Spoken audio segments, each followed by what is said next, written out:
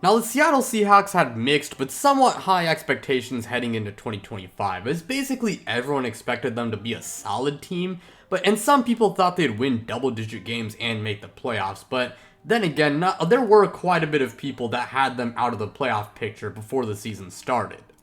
But as it turns out, the latter was very correct, as Seattle is currently 6-2 as I record this video, and at this rate, they are going to make the playoffs and possibly win the NFC West. So in today's video, let's break down why the Seattle Seahawks have been so good this year and answer the question on if they are a true Super Bowl contender. Now before we do get started, of course, make sure you guys go ahead and hit the like button if you guys end up enjoying the video, as it really does help out the channel. And of course, subscribe if you guys are new and you guys enjoy content like this, and so you don't miss out on any new videos like the one you're watching right now. But without further ado, let's go ahead and get things started. Now, I'm actually going to start off by talking about Seattle's defense, because damn have they been good on that side of the ball. Now, as I record this video right now, Seattle is 3rd in team defense, 13th in pass defense, 2nd in rushing defense, 6th in points per game, 12th and 3rd down percentage, 9th in red zone percentage, 4th in points per drive, and they're top 10 in most efficiency stats. Mike Macdonald, he's maybe the best defensive mind in the league, so it makes sense as to why this unit is so good, and truthfully, they've been great since the second half of the 2024 season, and they've only continued that success into this year. And speaking briefly of Mike Macdonald, he really is one of the best head coaches in the NFL, and he has not disappointed for the Seahawks. When he was hired by Seattle, a lot of people were very hyped up, and they were calling him like the Sean McVay of defense, and truthfully, those people are not wrong. I mean, he's already one of the best head coaches in the league and has revolutionized defenses all over the league and has transformed this Seattle unit into a very potent one. A lot of people, they did complain about how Pete Carroll's defenses were falling off towards the end of his tenure, but Mike Macdonald, he's revived Seattle's defenses, and again, he's a big reason why this unit has been so elite. Now, speaking of the individual players, Seattle's front 6/7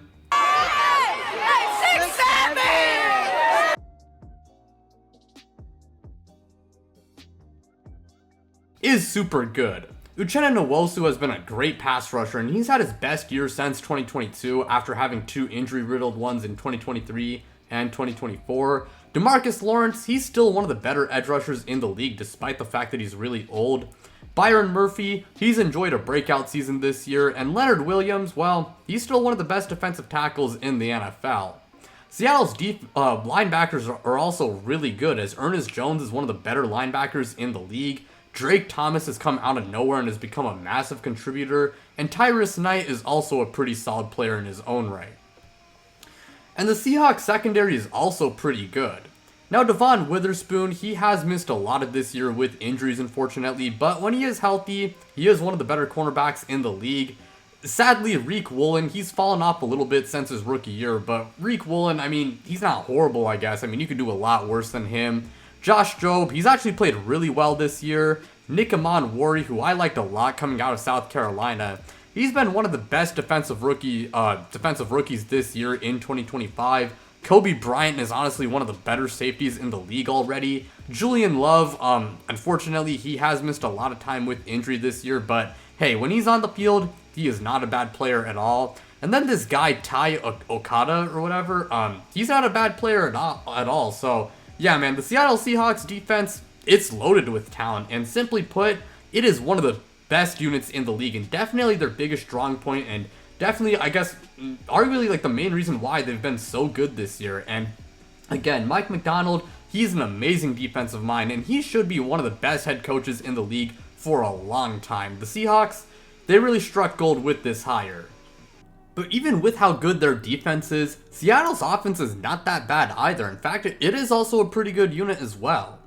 As I record this video, they are 8th in team offense, 10th in passing offense, 24th in rushing offense, which, okay, that's not very good, but they are 5th in points per game, 10th in points per drive, 22nd in third down percentage, which is also not very good, but they're 3rd in red zone percentage, and they rank high in most efficiency stats, aside from a rushing EPA and rushing success rate.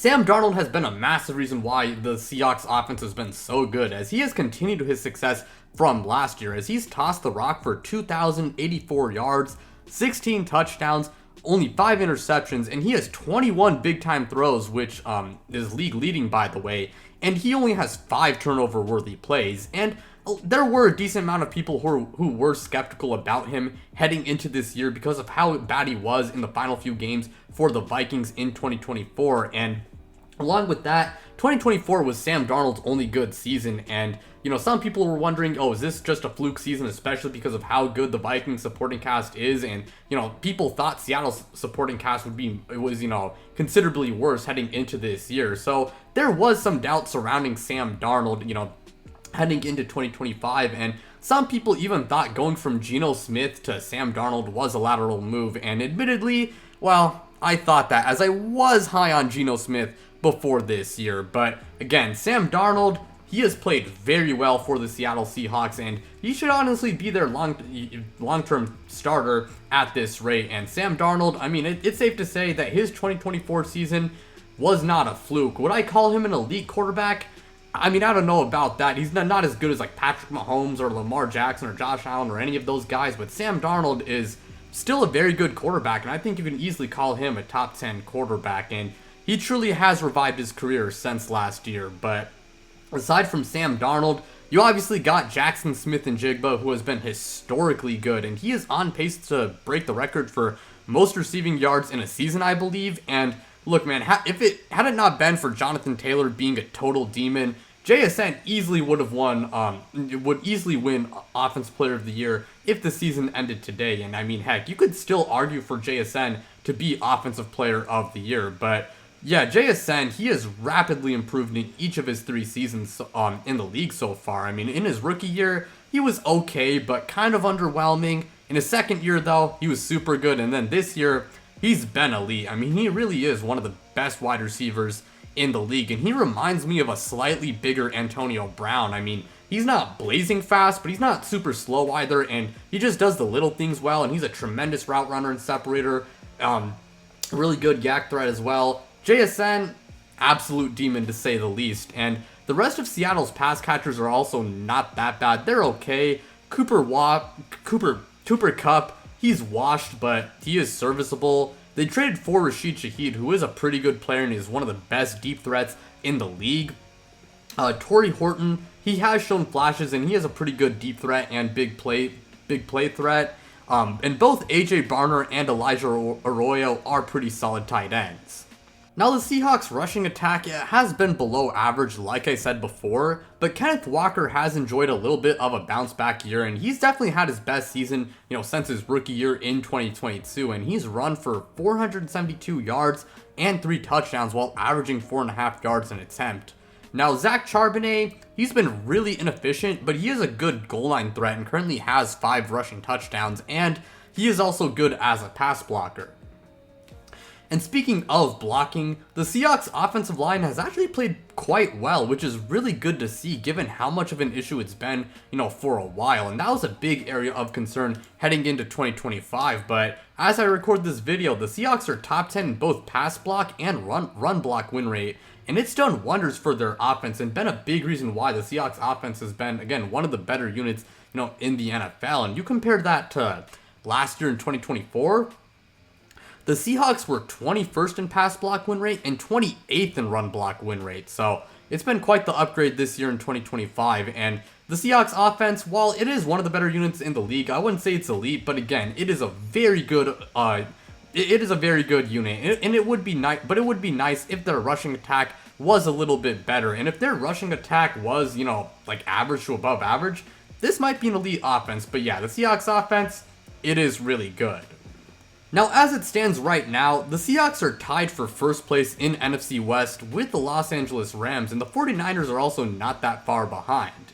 And the Seahawks' remaining schedule is the Rams twice, the 49ers, the Cardinals, the Titans, the Falcons, the Panthers, and the Indianapolis Colts. And that is definitely not a cakewalk schedule, as you play the Rams twice, who are, again, really good.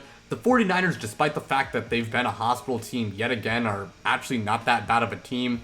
The Cardinals, well, they're they're okay. The Titans, well, they suck ass. The Falcons, they're below average. The Panthers are fine, and then the Colts have obviously been one of the best teams in the league and one of the biggest surprises in the NFL so far. So yeah, again, that is not a very easy schedule, but with that said, I think the Seahawks should still win like 4 to 6 of the remaining games, and I definitely think this team can win the NFC West.